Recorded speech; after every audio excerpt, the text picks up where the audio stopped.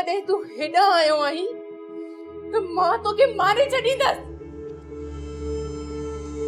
मां तुंहिंजा आंडा कढी छॾींदसि इन छुरीअ सां। राजा ये तो छाती चई। मां सही थी चवां। जेकॾहिं मां तोखे न मारे सघियसि त मां पंहिंजो पाण खे मारे छॾींदसि। मां चवां थी हटी वञ था, हलियो वञ था, हलियो वञ, हाजी खान निकिरी वञ था।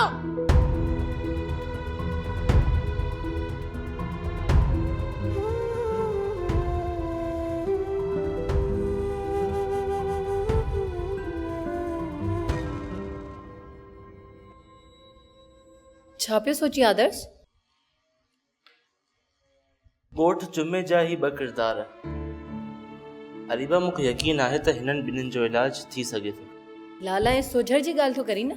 हा अरीबा, हिकिड़ा अहिड़ा माण्हू हूंदा आहिनि जेके कुदरती चरिया हूंदा आहिनि ऐं ॿिया उहे माण्हू हूंदा आहिनि जिन खे वक़्तु, हालात ऐं हादसा चरियो बणाए छॾींदा आहिनि। उहा ज़हनी क़ुवत ॿीहर बहाल थी सघे थी, पर जेकॾहिं अहिड़नि मरीज़नि जो कंहिं सुठी अस्पताल में इलाज करायो वञे। हा, इहो त मुमकिन आहे, पर इहो सभु कुझु करे केरु? अरीबा, इहो ई त हिकिड़ो अहम सवाल आहे।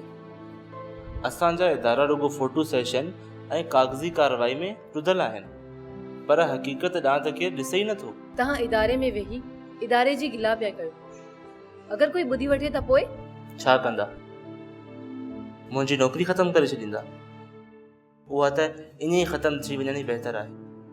अरीबा, मां जेको किताबु लिखी रहियो आहियां न, उन में अच्छे ऐं कारे खे पधिरो कंदुसि त केरु अच्छे ऐं केरु कारे जो धणी आहे, केरु शराब जे पेक ते विकामे थो, वॾनि वॾनि इदारनि जे नालनि सां मिसकीन माण्हुनि सां कहिड़ियूं कहिड़ियूं जुठियूं थियनि थियूं। समुंड ते कंहिं कंहिंजा कब्ज़ा आहिनि ऐं केरु केरु बंगलनि जा धणी बणिया आहिनि, केरु केरु पंहिंजे अपाणनि कखनि तां लोधिया विया आहिनि।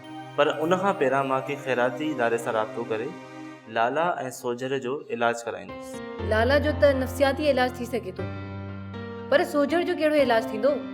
सोजर जी मसनूई बाह लॻी सघे थी। भले उहा चुरपुर न कंदी, पर ॾिसण में उहा हिकु असली बाह जहिड़ी हूंदी ऐं ईअं करण सां सोजर जी घणी एहसास कमतरी ख़तमु थी सघे थी। वेरी गुड आदर्श, इन चङाई जे कम में मां तुंहिंजी भरपूर मदद कंदसि। Thank U. हाणे ड्रामा सीरियल पाणी ऐं प्रीत जा तमाम एपिसोड्स ॾिसो HD क्वालिटी में। विजिट करियो सिन TV HD ड्रामा। सब्सक्राइब कयो असांजो ऑफिशियल YouTube चैनल सिन TV HD ड्रामा ऐं वधीक अपडेट लाइ बेल आइकन खे क्लिक करियो।